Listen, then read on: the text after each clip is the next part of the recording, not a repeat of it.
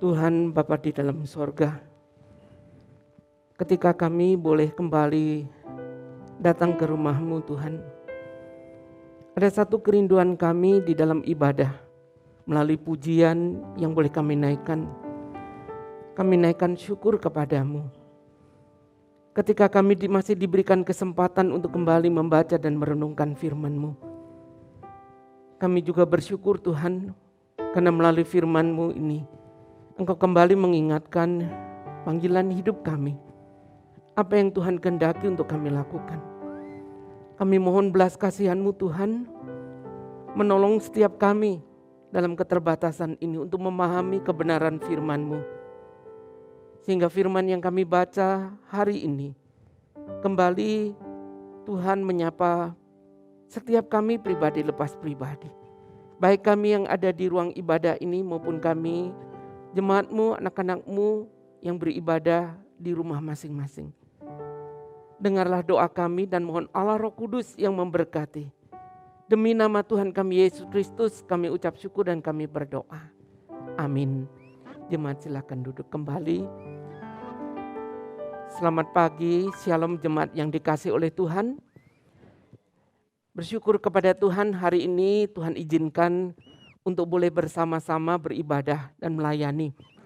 Setelah 2 tahun lebih dan Tuhan izinkan hari ini saya boleh melihat Bapak Ibu Saudara sekalian, baik yang di ruang ibadah ini dan saya juga menyapa yang beribadah di rumah. Tentu bukanlah hal yang mudah ketika melewati masa pandemik, baik jemaat di Kalam Kudus Solo ini maupun di Kalam Kudus yang lain. Dan kalau Tuhan izinkan hari ini kita masih ada bersama, tentu ini bukanlah satu kebetulan. Dan Tuhan masih izinkan untuk kita boleh melakukan apa yang Tuhan inginkan di waktu dan kesempatan yang masih Tuhan berikan. Saya percaya Bapak Ibu yang dikasihi oleh Tuhan, masa pandemik ada banyak hal yang telah berubah. Ada banyak hal yang telah di mana jemaat-jemaat Tuhan juga kehilangan. Baik itu pekerjaan, orang-orang yang dikasihinya, kesehatan, dan banyak hal. Tapi sekali lagi kalau Tuhan masih izinkan, mari kita kembali. Apa yang Tuhan inginkan untuk kita lakukan di kesempatan yang Tuhan berikan ini.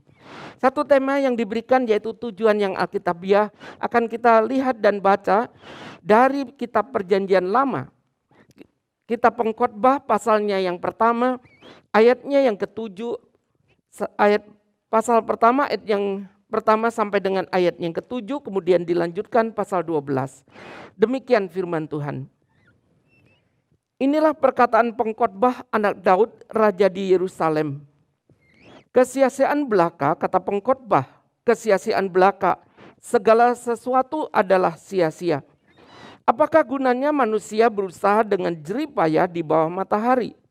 Keturunan yang satu pergi dan keturunan yang lain datang, tetapi bumi tetap ada. Matahari terbit, matahari terbenam, lalu terburu-buru menuju tempat ia terbit kembali.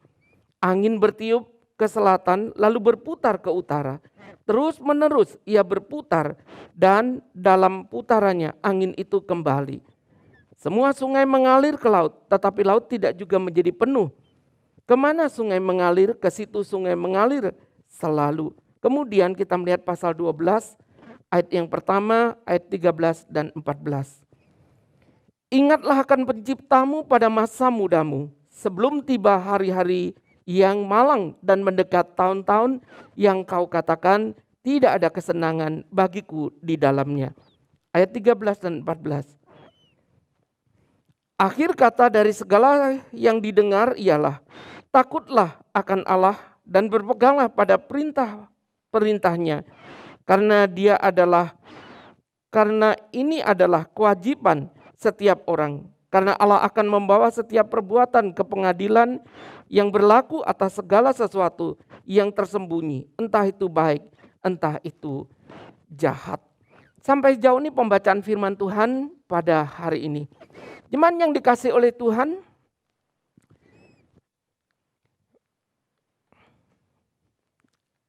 maaf slide-nya belum. Ya, pada waktu Perang Dunia Kedua, saudara, ada tawanan-tawanan khususnya yang ditawan oleh Nazi.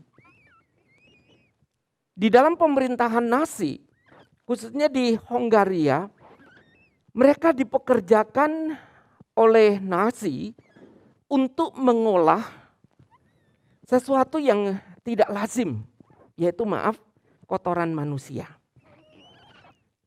Nah, di dalam mengolah itu, Bapak Ibu, mereka pun tidak tahu tujuannya untuk apa. Tapi dalam kondisi seperti itu mereka harus mengerjakan dan melakukannya dari hari ke hari.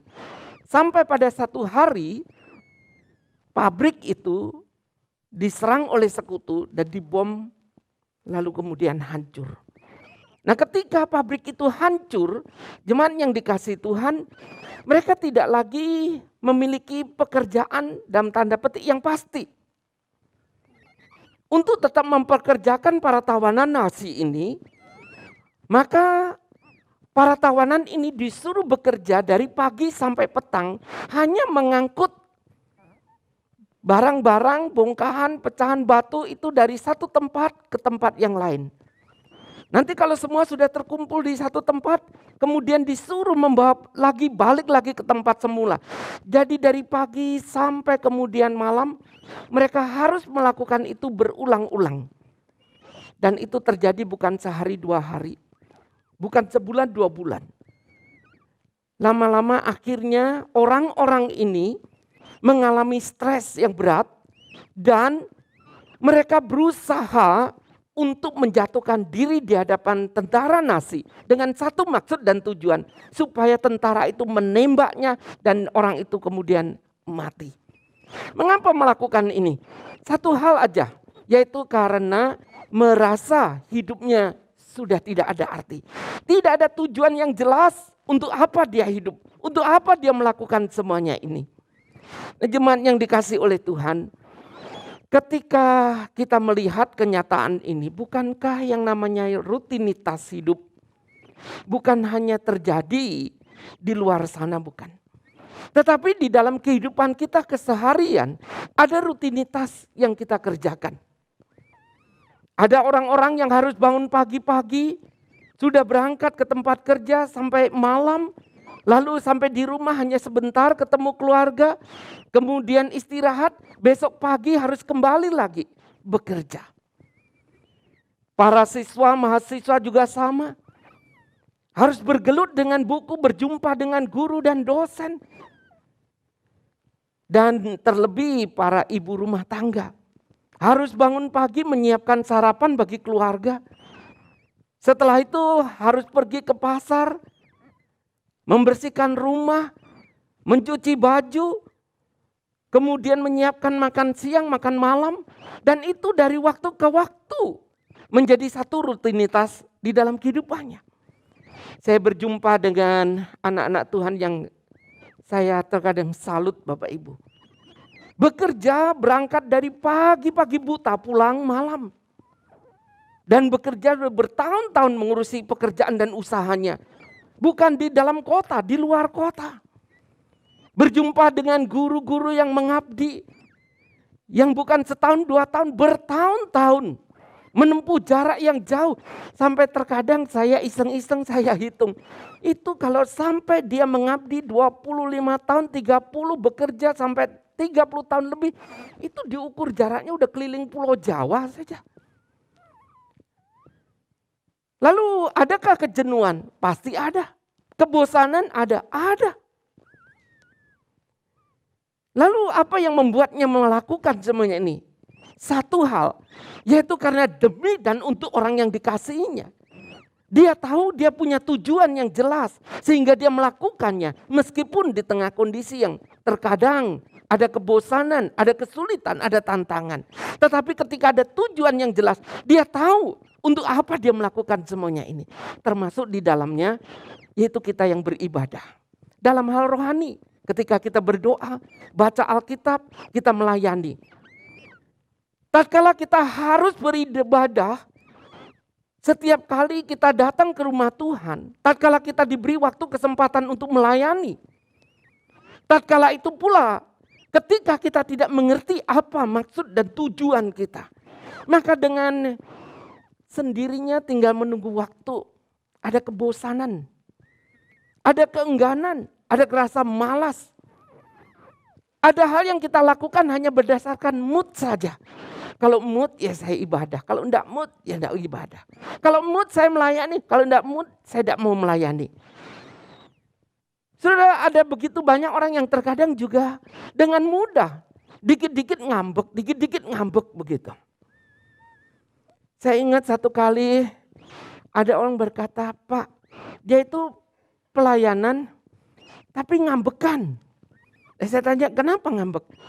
"Itu kalau nyanyi ya, padahal dia ikut paduan suara, suaranya itu begitu ya, mendesah-desah. Padahal lagunya tidak sedang mendesah-desah. Tapi karena dia kayak saya aja nafasnya. Begitu. Lalu yang lain bilang, "Jangan mendesah-desah, banter banget itu." Lalu dia bilang, "Mulai hari ini saya tidak akan menyanyi, saya tidak akan melayani." Lalu kemudian tinggalkan pelayanan. Saudara yang dikasih oleh Tuhan, saya tidak tahu bagaimana dengan kehidupan kita hari ini. Tatkala kita tidak menemukan tujuan yang jelas apapun Bapak Ibu, kita dengan sendirinya akan enggan untuk kita melakukannya. Bahkan termasuk di dalam hal kehidupan rohani. Nah, hari ini kembali kita melihat Bapak Ibu yang dikasih oleh Tuhan, bahwa tujuan hidup itu begitu penting sekali di dalam kehidupan ini. Mengapa ini begitu penting sekali? Oleh karena kalau kita tidak menemukan tujuan yang jelas, apa tujuan hidup kita, maka Bapak Ibu kita ini bagaikan seorang yang sedang berenang di dalam kegelapan. Kita tidak tahu tujuannya. Ke arah mana kita sedang berenang. Atau seperti sebuah kapal laut, di mana pada waktu berlayar tidak ada kompas, maka tidak tahu arah dan tujuannya. Dan bisa jadi sampai ke satu tempat yang tidak diharapkan. Atau seperti pemain bola, bola basket, sepak bola, kalau tidak ada gawangnya, dua tim yang sedang bertanding ini tidak tahu ini bola mau dibawa kemana setelah mereka berebut dan mendapatkannya. Demikian pula dengan kehidupan kita jemaat yang dikasih oleh Tuhan. Kita hanya berputar-putar. Kita tidak tahu apa maksud dan tujuan Tuhan izinkan kita ada. Ada sebuah video klip yang akan kita saksikan bersama.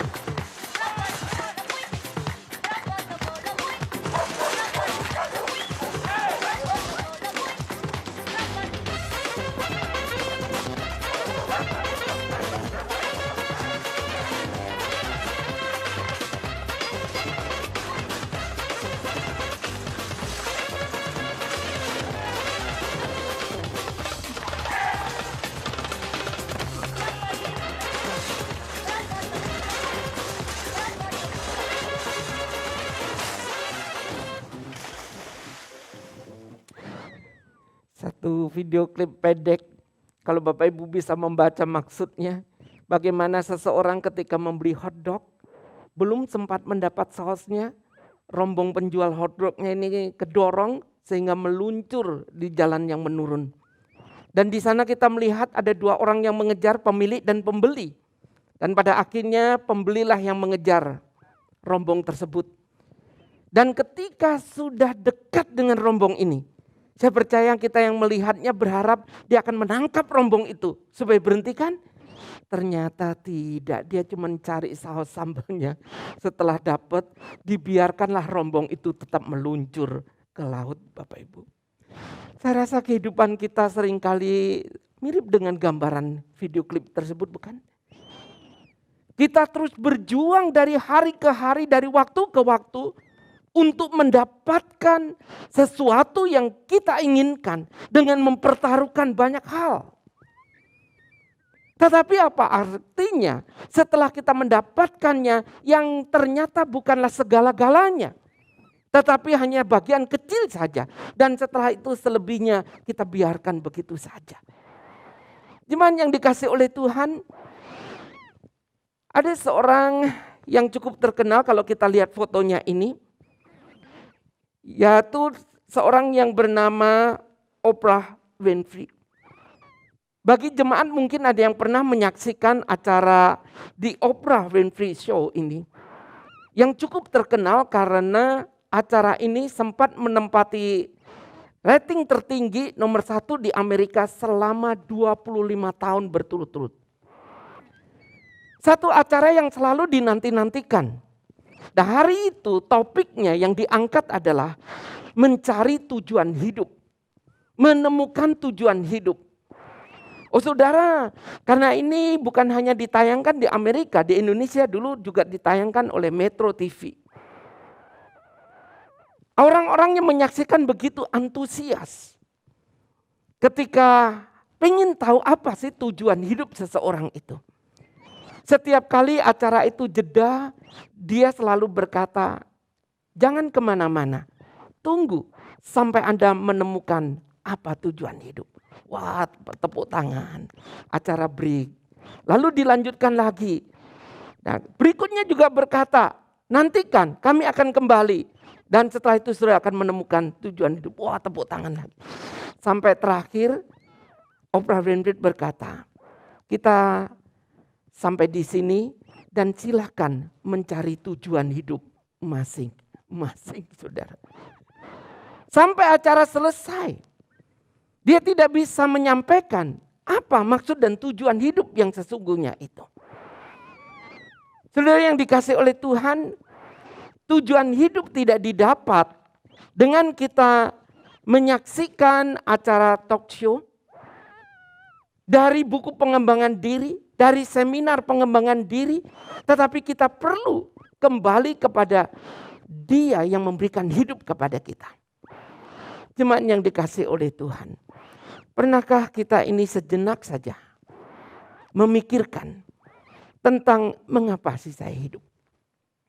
Apa tujuan saya hidup? Dan apakah hidup saya ini berarti? Saya rasa dengan masa pandemik yang kita alami bersama, yang sudah hampir 2 tahun Maret nanti. Disitulah betul-betul setiap kita diperhadapkan tentang apa arti hidup itu yang sesungguhnya. Pada saat sebelum pandemik kita merasa diri kita selalu oke, bukan? Semua akan baik-baik saja. Tetapi siapa yang pernah menyangka bahwa ketika hadirnya pandemik ini, betul-betul kita mulai berpikir ulang. Bahwa apa yang kita miliki bukan jaminan.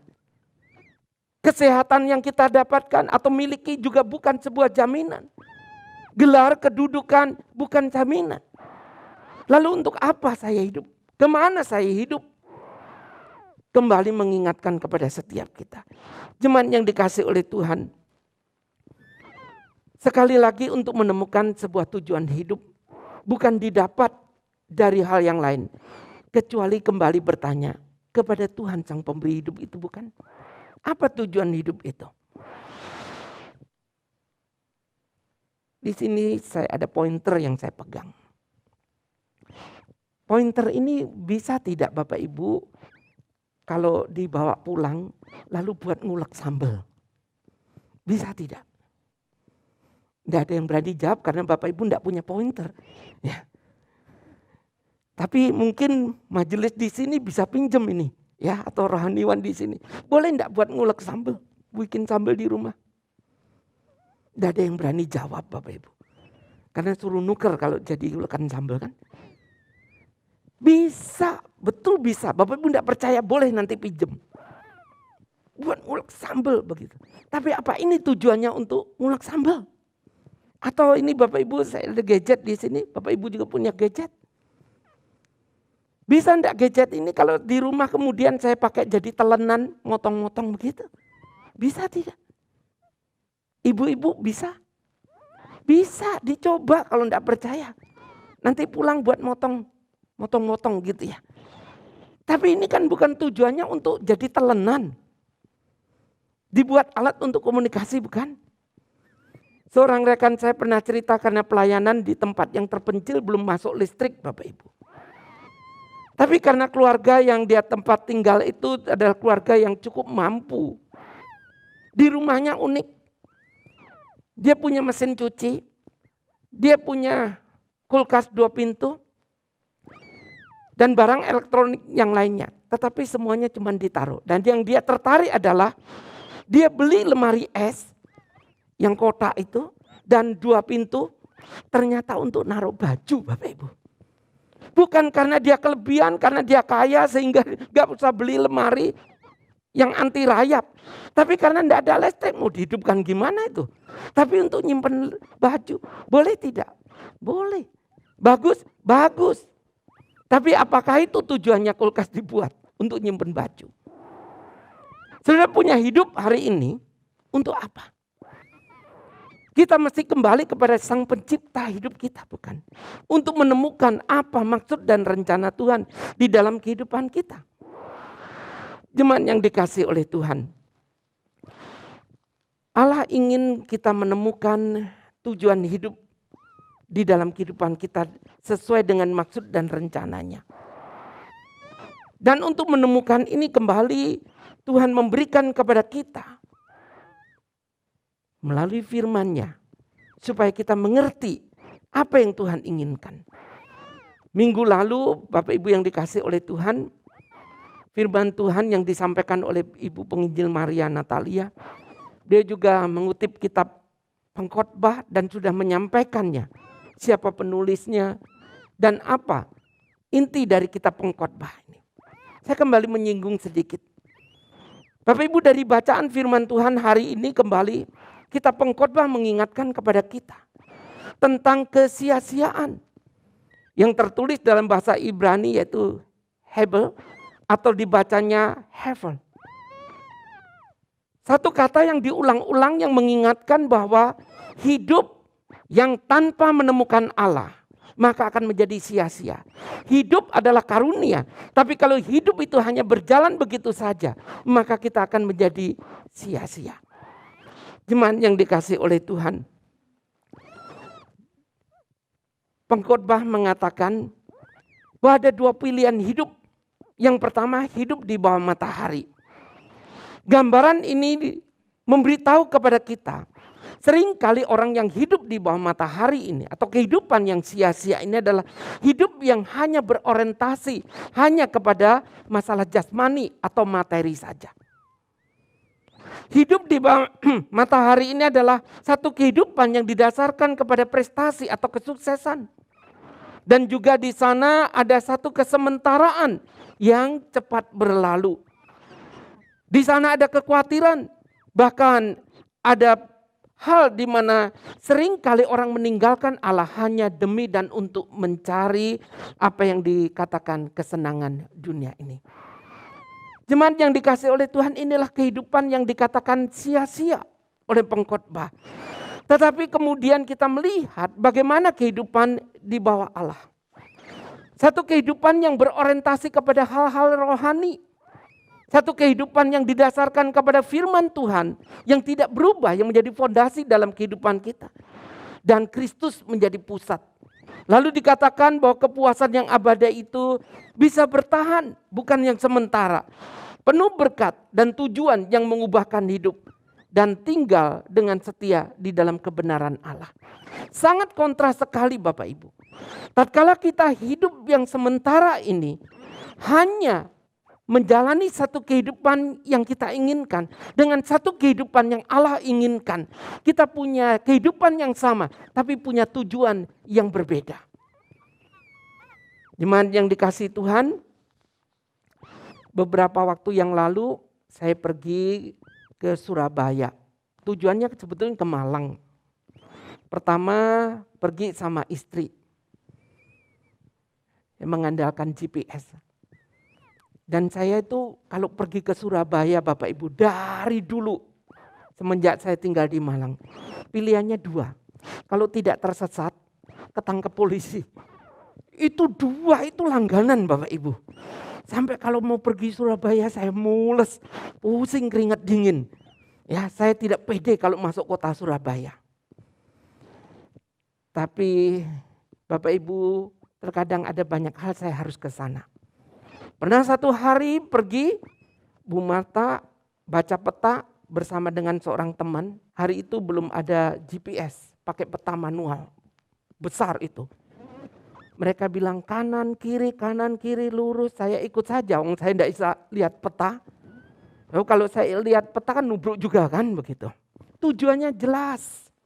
Ke salah satu gereja di Kayun Bapak Ibu. Untuk hadir acara penabisan pendeta.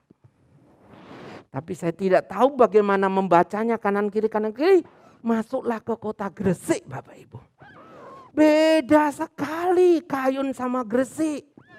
Akhirnya balik lagi. Nyampe gereja penabisannya bubar Bapak Ibu. Tinggal makan. Waduh saya sungkan banget Bapak Ibu. Ironi. Nah beberapa waktu yang lalu sama istri. Tujuan ke Malang. Lewat tol.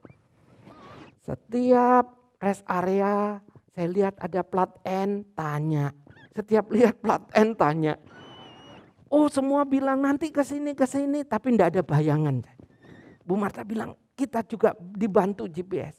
Nyampe sana Bapak Ibu. Sudah malam, lalu suara itu berkata, ambil Tenggara. Tenggara itu yang mana? Malam begini, begitu kan? Lalu kanan. Ya ilah adalah ternyata keliru saudara. Keliru tersesat lagi, muter-muter lagi. Nah akhirnya bisa sampai. Tapi puter-puter di Surabaya.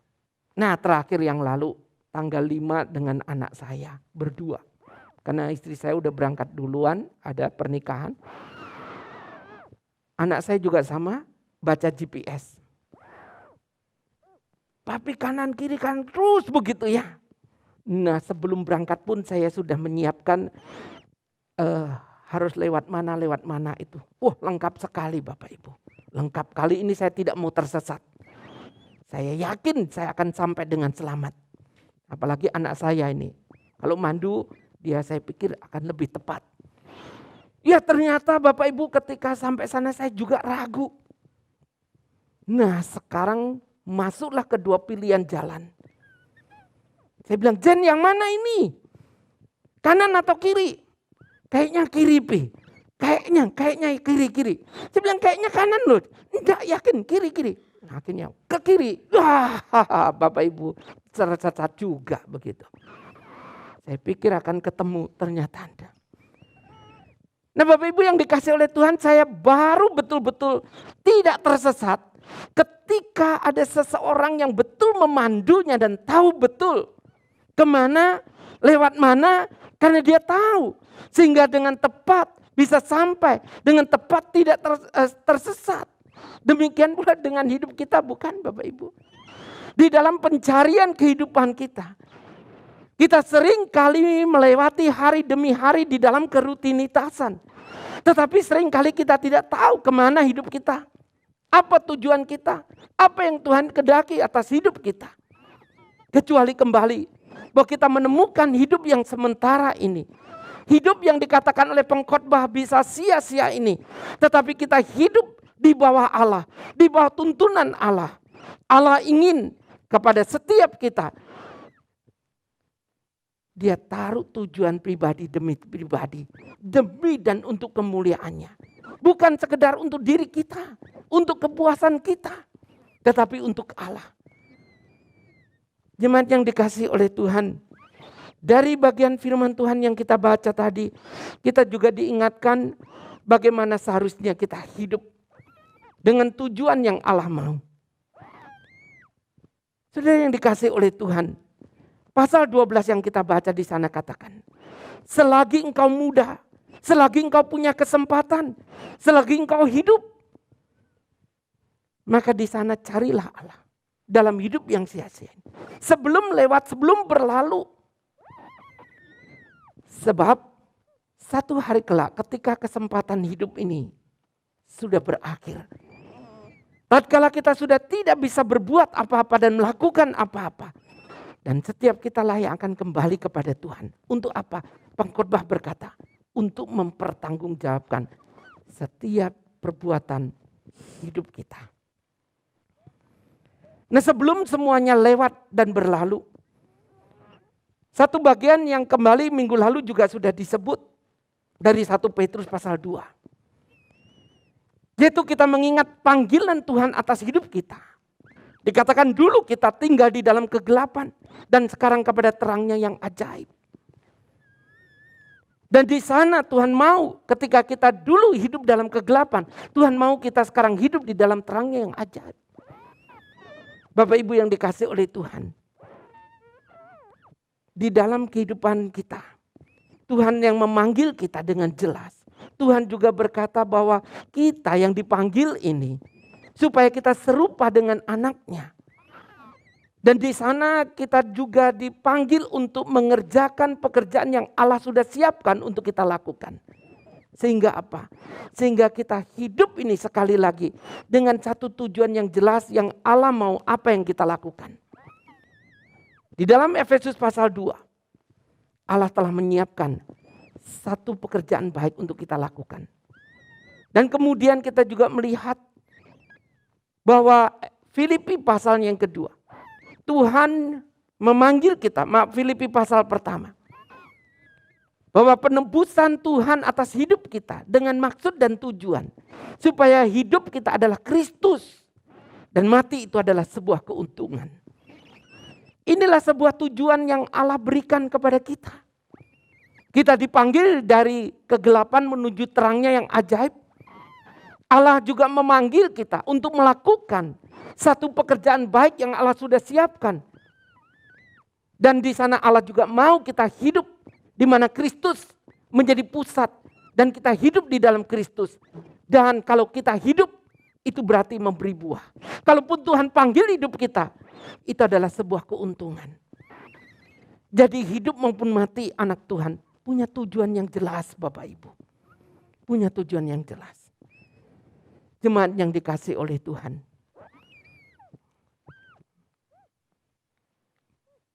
Ini adalah sebuah rumah peninggalan atau dulu seorang anak Tuhan yang cukup terkenal yaitu Bapak John Wesley di Inggris. Bapak Ibu, rumah ini meninggalkan banyak kenangan yang begitu luar biasa.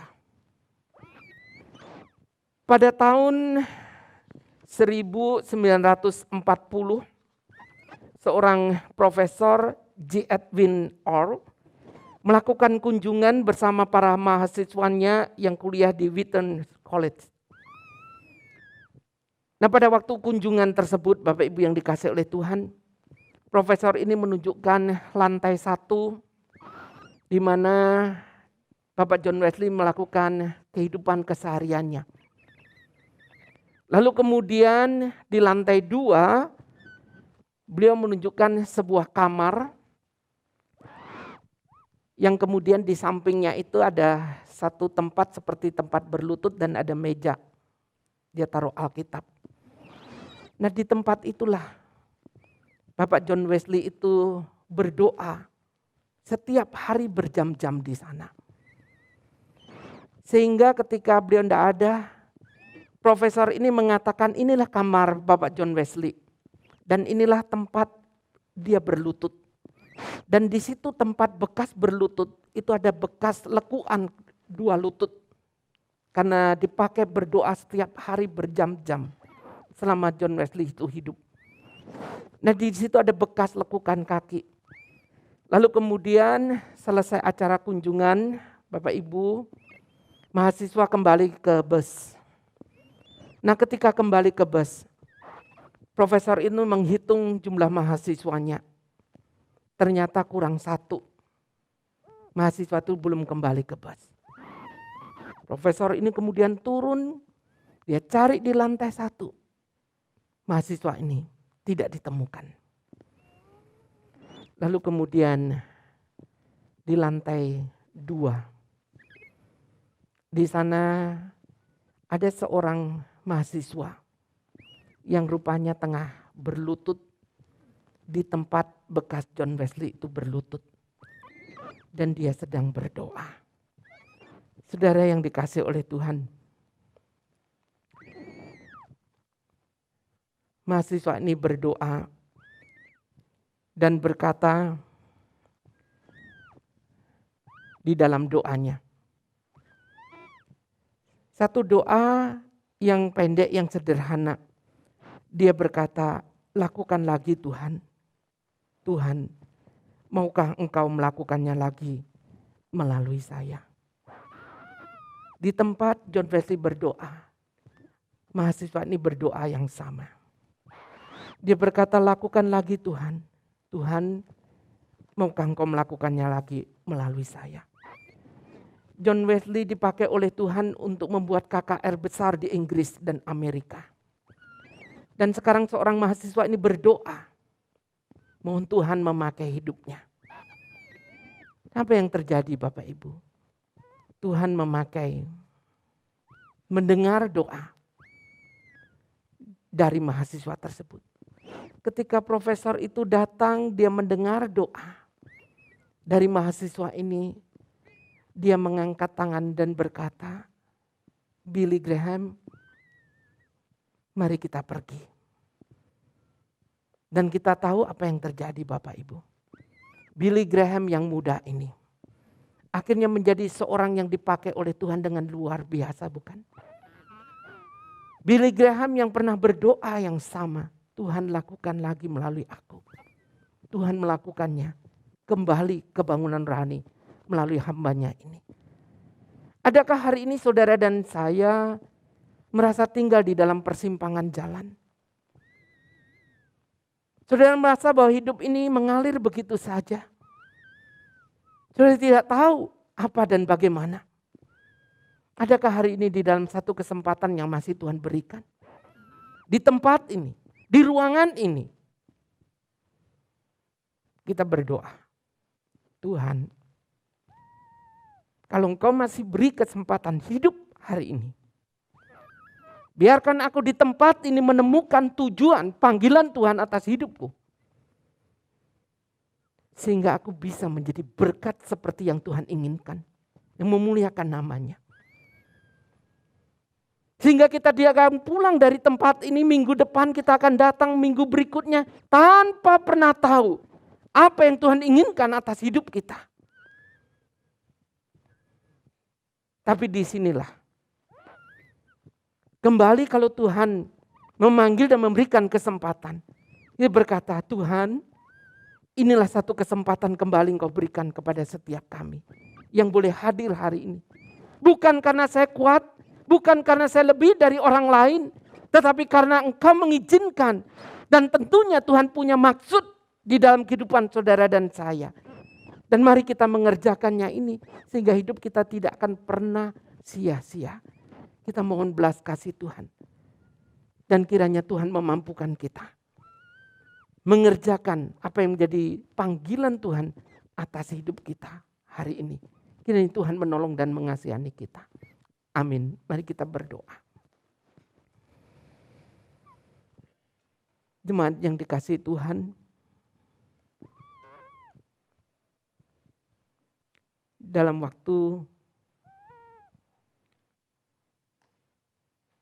yang masih Tuhan berikan hari ini. Apa yang menjadi doa kita? Apa yang menjadi kerinduan kita? Adakah kita hari ini kembali berkata, Tuhan, aku ingin menemukan tujuan hidup seperti yang Tuhan inginkan. Bantu dan tolonglah kami. Biarlah ini menjadi doa setiap kita. Pada pagi hari ini. Di tempat ini. Bahkan sebelum kami meninggalkan tempat ini Tuhan. Mohon kemurahan-Mu. Kami tidak ingin menjalani hidup dengan sia-sia. Kami ingin menjalani hidup sebagaimana yang Tuhan inginkan. Berkati dan tolonglah setiap kami Tuhan untuk menemukan tujuan hidup dan mengerjakan apa yang Tuhan inginkan dalam kehidupan kami. Dengarlah doa kami ya Tuhan, yang boleh kami naikkan demi nama Tuhan kami Yesus Kristus. Kami mengucap syukur dan kami berdoa. Amin.